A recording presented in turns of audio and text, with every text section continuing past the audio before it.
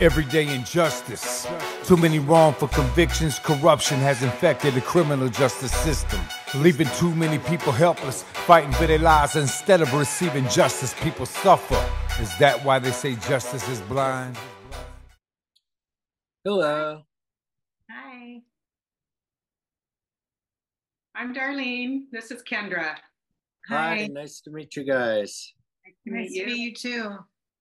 So I'm pretty familiar with the issue overall at Dublin. I did an interview probably 2 months ago with Shauna Rifkin, who is one of the attorneys. So maybe you guys can introduce yourselves and your background.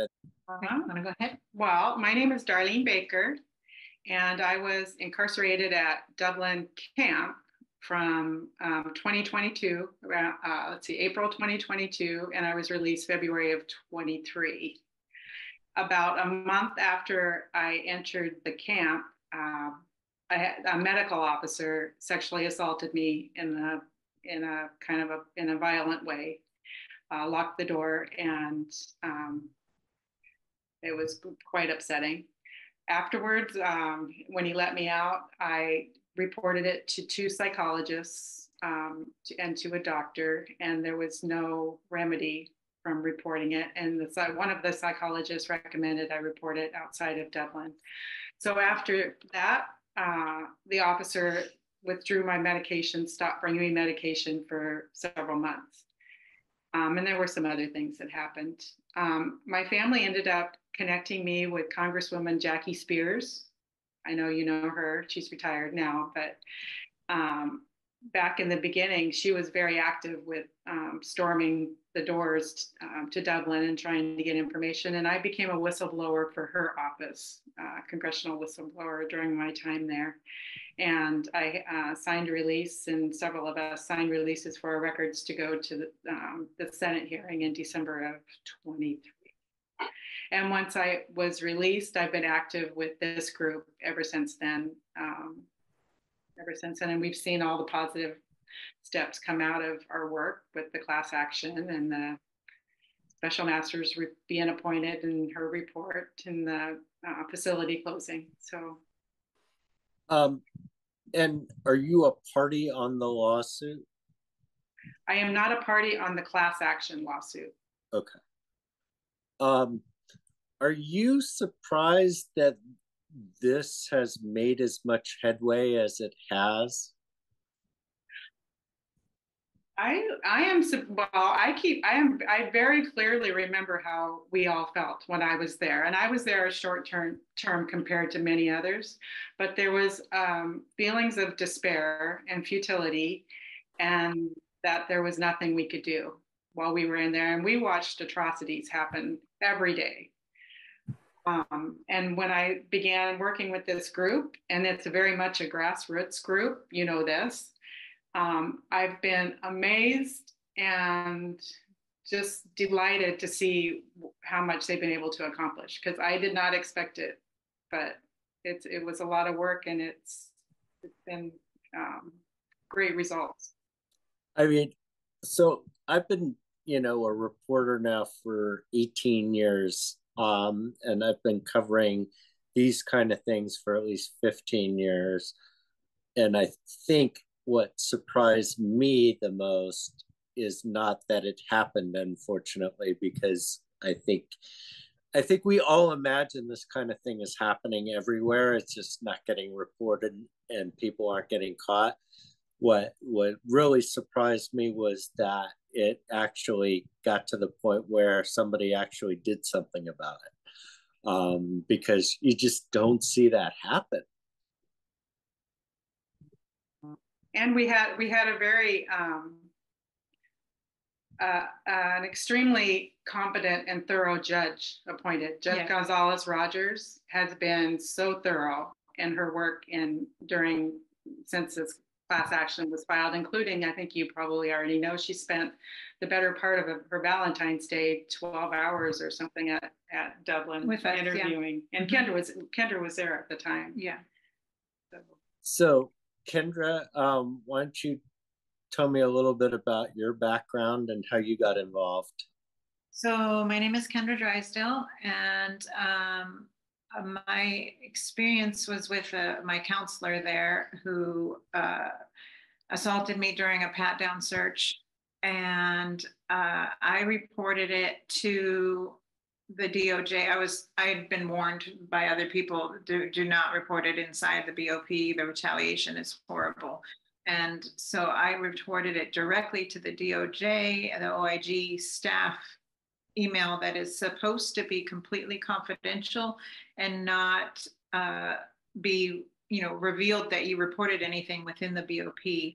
However, that did not happen for me. Within an hour of me sending that email, I was seen by an internal BOP psychiatrist or psychologist, and then the investigator, internal investigator. And I asked them, how do you even know I reported it? And they said, that's none of your business. Come to find out, the prosecutor and I've spoken since, and they've come to my house, the prosecutor, the OIG, the DOJ, and I spoke to the person who receives those emails directly in Washington, D.C., and he said he was on vacation at the time I sent that email and promised me I did not forward it to anyone at the BOP. I didn't even get it for another 2 weeks. So that is still an ongoing question of how, when you report something to that email, and it's not just happening in this BOP, it's apparently happening in all of them, that somehow the BOP is finding out about it and then acting on it. And what they did for me was they filed a incident report. I was seen the next day by a lieutenant who served me with an incident report saying that I was lying in order to file a false PREA. Now, mind you, it was on camera what happened. And so I was shocked that they would say I was lying. I was then seen by the DOJ, by the DHO in my counselor's office. So to make sure she knew exactly what was going on, they did that purposely. And they asked me what was the one thing I wanted to keep. I said, I didn't know what I didn't know what you're talking about. And they ended up, I said my phone so I can talk to my daughter.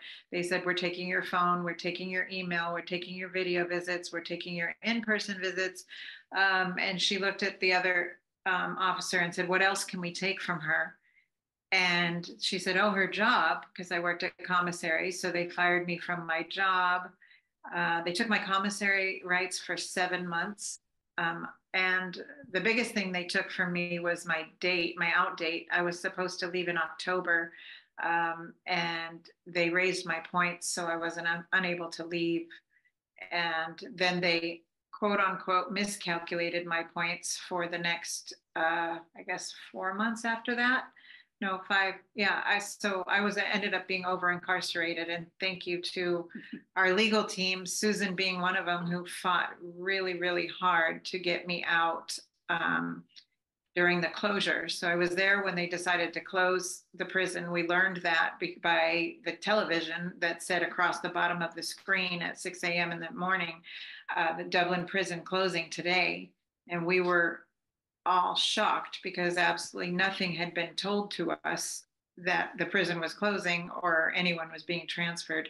It was about 4 or 5 hours later that the warden came in and decided to explain to us that we were all being transferred, including myself, who I knew that I was already well over incarcerated. And so the attorneys frantically, got on the phone and got them to work on my case. During that time was when the new warden came and gave me an expungement for my incident report, saying, and it literally said that after watching the same footage that they used to give you this shot, we've determined that that's no longer the case and that you weren't lying. So after 7 months of punishment, over incarceration and all that, for reporting something, now they come back and say, oh, our bad, we watched the footage and you weren't lying at all. So, and that would never have happened if it wasn't for all the pressure from the attorneys and from the judge, right? They would have, and that just goes to show you what they do when something's reported. They shove it under the rug and they punish you for reporting it. I was threatened to go to the SHU on multiple occasions and threatened. I mean, the retaliation just continued. They moved my job to working for the counselor that I reported. So for those 7 months, I had to report directly to her for work. But it just goes to show, and they definitely used me as an example of this was what will happen to you if you report us for anything. So it's pretty remarkable. You know, they handled this like standard operating procedure, and then all of a sudden they had to do a 180. Did you get caught up in the transfer issue, or were you okay because they got you out? At first, for the first few days of the transfer, I thought I was being transferred. They told me that I was designated to another prison. So I was going through the same emotions, trauma, fear as everyone else, maybe even a little bit more because I knew I'd done well past my time already. And so to think that these people can get away with shipping me across the country right now to another facility where I don't have access to our advocates and our attorneys, you know, that was awful. But witnessing what everyone else was going through was just as traumatic. It was so painful to watch what they were going through, knowing they were going to be away from their families, not able to see their children anymore, and not have access to the advocates that literally are what gave us hope. And we also really felt a sense of hope when the special master came on, because her and her team were so responsive, and they were really like, even though they were only there 10 days, in those 10 days, they met with all of us. The things they addressed with us told us that there's really going to be some major changes here within this facility. And then that was the reason they just shut it down, was they did not want that insight. They didn't want, or oversight, I should say. They did not want her digging in to all of their, you know, she had requested everything from financial files to everything to, you know, SIS, internal investigation files on the PREA cases and all those, and they weren't willing to give those up. So their easiest solution was to just close the prison. And so I'm kind of wondering, before I start asking Susan her perspective, I'm just kind of curious, you know, as this stuff is going on, are the folks that were incarcerated like talking? Did you have a sense that this was a widespread problem? I mean, I'm kind of wondering, you know, how much you were aware of while this was all going on. You mean widespread as pertaining to other BOP facilities? Oh, well, no, within your facility. Oh, yeah. We were very aware. Yeah. Okay. There was no hiding it. Mm-hmm. It was blatantly in front of us. Mm-hmm.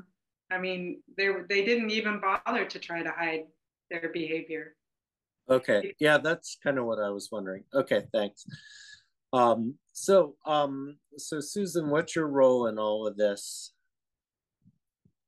Yeah, so I'm an attorney. I work at actually an immigrants' rights nonprofit called the California Collaborative for Immigrant Justice in Oakland.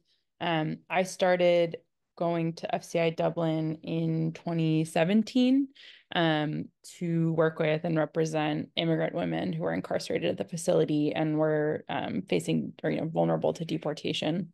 And it was through that work that a number of clients sort of started coming to us, and as we were working on their immigration cases, sharing that they had been or were being sexually assaulted by guards. And so started reaching out to other organizations and attorneys in the Bay Area to try to figure out how to support folks who were survivors of staff abuse, and connected with the California Coalition for Women Prisoners, who have been a really big partner and leader in this work, and eventually with a couple of other legal organizations, Rights Behind Bars, and a firm called Rosen, Bean, Galvan, and Grunfeld. And now I'm co-counsel on the class action lawsuit that led to the appointment of a special master and ultimately the closure of the facility, and also represent a number of people in individual lawsuits against BOP for money damages. But yeah, my role is as a member of the community coalition, sort of supporting and advocating alongside Darlene and Kendra and other survivors, and then also as an attorney representing people both in immigration proceedings, but also in civil proceedings. So, from your perspective, what is the most surprising aspect of this? Man. So many. There's so many things. I mean, I think about that it went on for 3 decades. Crazy. Yeah, I mean, I think what happened in Dublin was horrendous and egregious, and just like the scale and sort of like Darlene was saying, blatant nature of the abuse that went on for years and years, and dozens of people were assaulted and abused, is pretty shocking. I think though, what anyone who's been inside and folks who've worked alongside people in prison for long enough will tell you is that unfortunately, Dublin's not unique. That abuse is inherent to our prison system. It's happening in anywhere where people are incarcerated. I think what is unique about Dublin is that there were so many people like Darlene, like Kendra, who spoke out and stood up for themselves and each other, and there were advocates in the community that that worked alongside them. I think the attention that has been given, the resources, which were never enough, right? But the attention given, the resources given to Dublin, because of how many survivors spoke out, because of how many advocates were there to support them. The fact that there is this sprawling criminal investigation and congressional inquiries and all this media attention. I think if you dug deep enough and long enough in any prison, especially any women's prison, you would uncover similarly horrendous abuse. So yeah, I think what happened, the scale of what happened in Dublin is horrendous, but the fact that it is so baked into our carceral system is, I think, something that would be deeply surprising to people who don't have experience with the system. Yeah, I was telling them before you got on that I unfortunately am not surprised about that part. What I was surprised about was that actually somebody did something about it eventually. Yes. And they did so, begrudgingly. People were reporting. I had a client report that she was raped to the U.S. attorneys, the FBI, BOP in 2018. Her abuser wasn't charged and convicted for another 4 years. So it's not that people weren't coming forward, and it's not that any of those agencies did anything of their own volition. They were forced to by the resiliency and sort of power of survivors.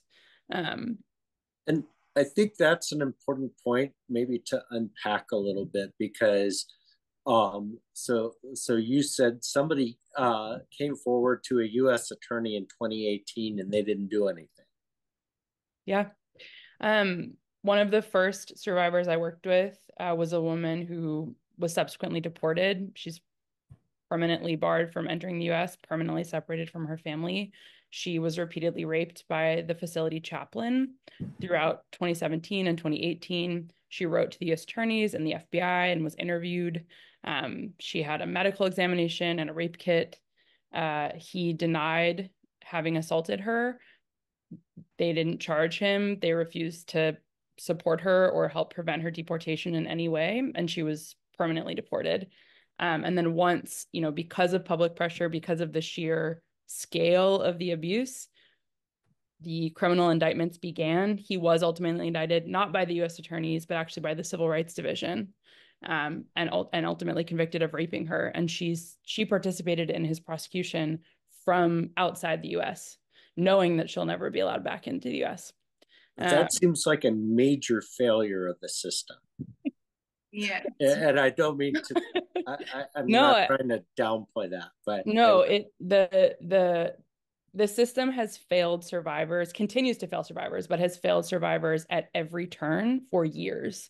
And she's unfortunately one of dozens of women who were assaulted by staff at Dublin and have been deported have not been offered protection or safeguarded from deportation by any of these federal law enforcement agencies. And there are a number of survivors who are currently in the process of being deported and are similarly not receiving support. But I think her case, in addition to highlighting the ways that immigrant women were particularly vulnerable and the consequences, the very unique consequences they suffered, I think it also just speaks to,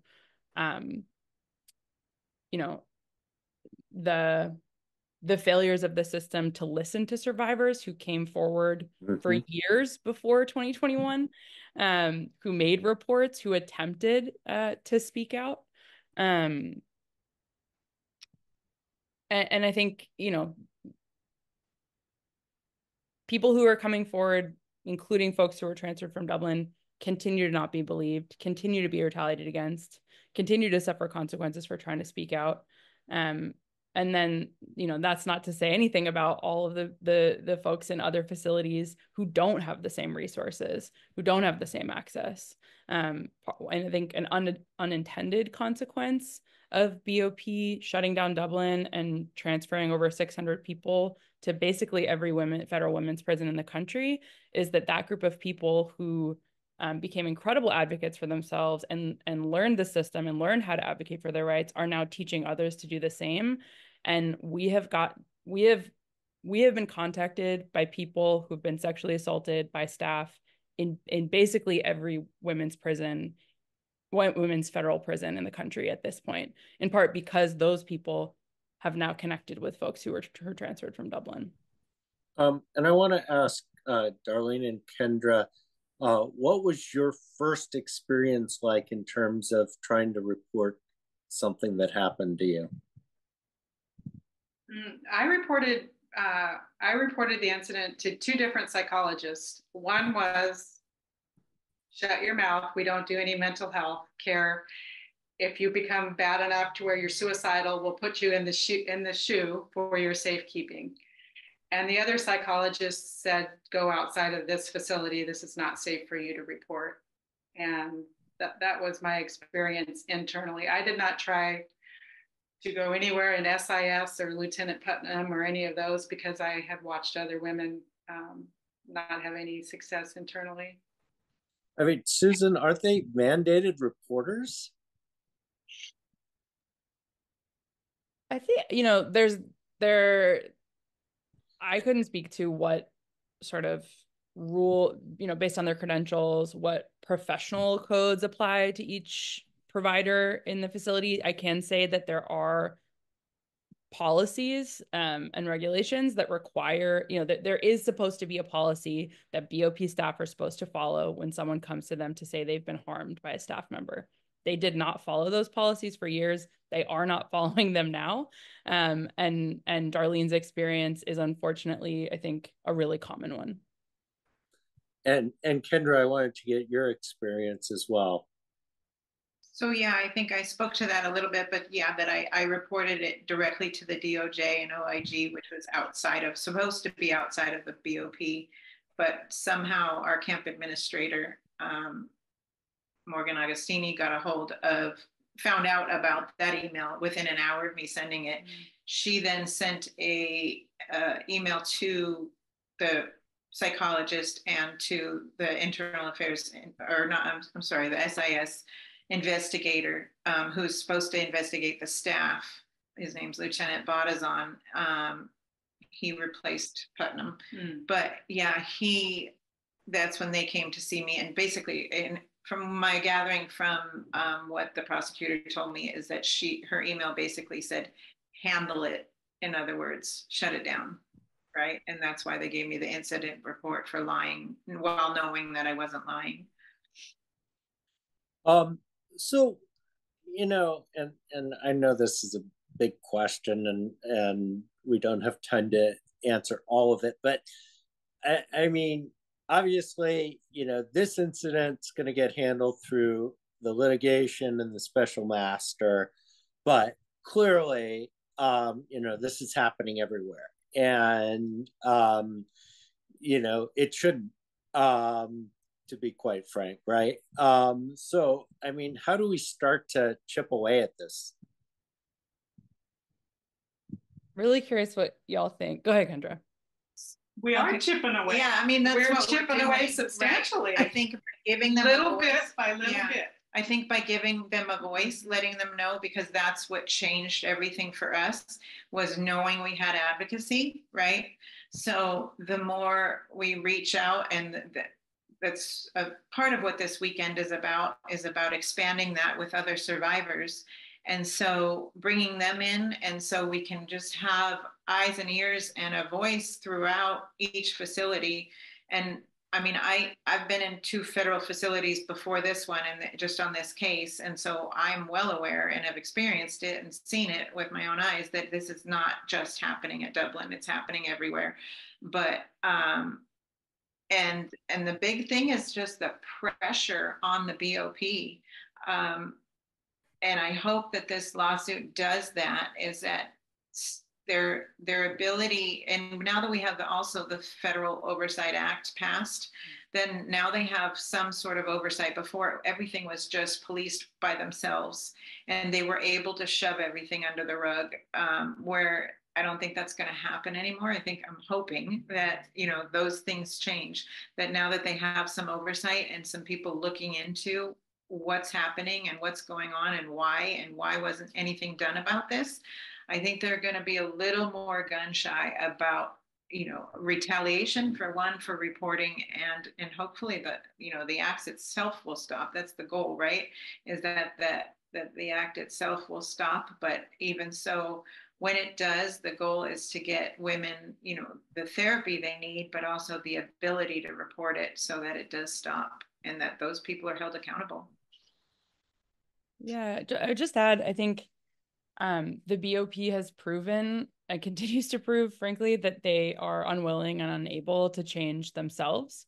I mean, if you look even just at the way that they've approached this case, they argued in court, their lawyers and officials argued for months that nothing was wrong, that all the problems were fixed, despite clear evidence to the contrary, despite so many people continuing to come forward and say, no, there persists a culture of abuse and retaliation at this prison. There is abhorrent medical neglect and abuse happening.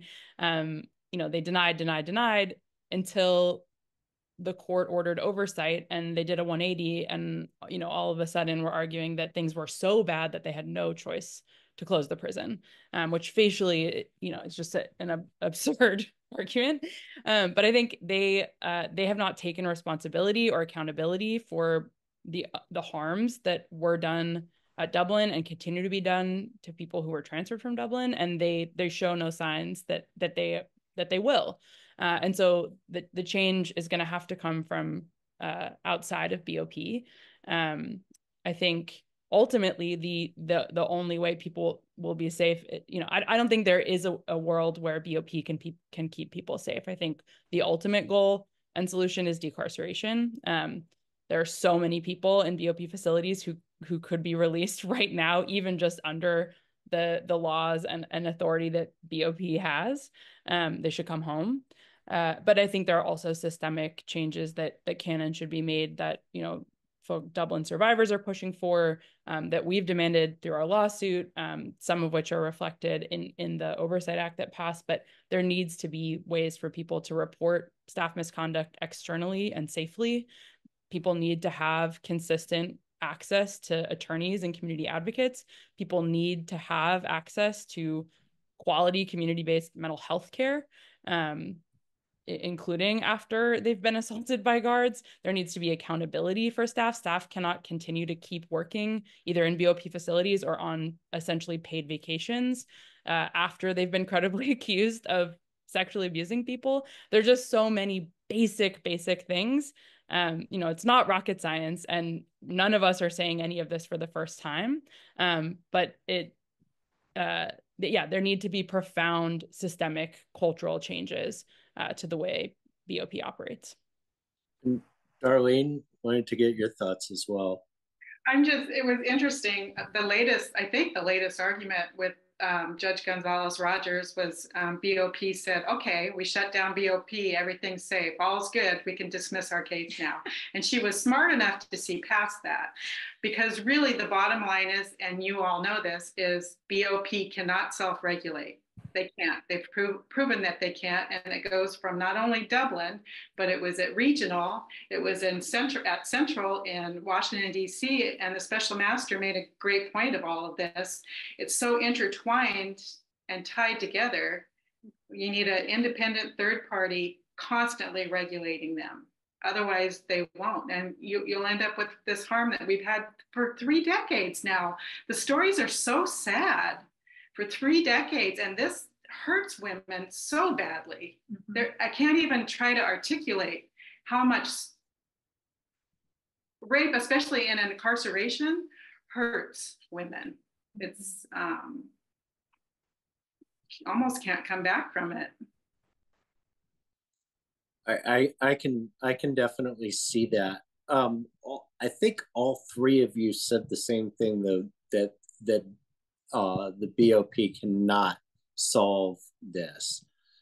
And I'm sympathetic to what Susan said about decarceration, but before we get there, you know, I mean, what's really the answer here? Because it seems to me, as somebody who watches this stuff, that one of the important responsibilities of a prison is not just to make sure that, you know, people are locked in cages, but to make sure that the people that are incarcerated are actually safe while they're being incarcerated. And I mean, there's just a multi-level failure here, as you guys pointed out, over decades. Yeah, so one of the things that frustrates me, I mean, and it'll just give you an example of where they're at, is that Colette Peters has testified recently that, you know, she feels that she just needs more money. She's the director of BOP, by the way. Once she gets That's always their answer. Sorry. she can pay for higher quality staff, and that this won't be an issue anymore. And to me, that's so infuriating, because one, I just used this example yesterday with Susan, but the warden was very highly paid, right? And he still did this. And the chaplain. Yeah, and the chaplain. But I mean, so I don't get the logic behind hiring better people, right? Means paying them more. I mean, you're still, the confusion is, I mean, some facilities think if you pay them more, they won't take bribes. Well, no one was taking a bribe to rape an inmate. Like, it was the other way around, right? And so it does not make sense at all that just because they get a higher paid salary, she's going to get, as she said, more quality staff. And it's just frustrating because the money they're getting now is not going to take care of the inmates, right? And they get plenty, believe me, they get more than enough to offer the mental health care, the programming, and everything else that we were supposed to be getting and weren't getting.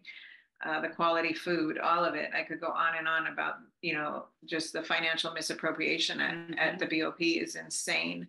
And, but so I think there's, you know, what needs to happen is sort of in my mind, what was going on with what the judge ordered with that institution, with the special master, to actually allow that kind of insight, to allow those, you know, people to go into each facility and give them a direct voice that is outside of the BOP, that is there for their safety. Because even though these officers are correctional officers, main training is on safety and security, but that is not at all what they do, right? That's what they're supposed to be there for, is to keep us safe. That's not at all their mindset at all. And I don't want to say to all, you know, all of them, there were some people there that had the right mindset, but as a whole, it was a systemic problem within the BOP, and it was at MCC San Diego, FMC Carswell, and Dublin that I witnessed this, that the thinking behind the staff members is just way, way off. Yeah, I think there's a deep culture of impunity. I think prisons are designed to isolate and to take away the incarcerated people's power and agency.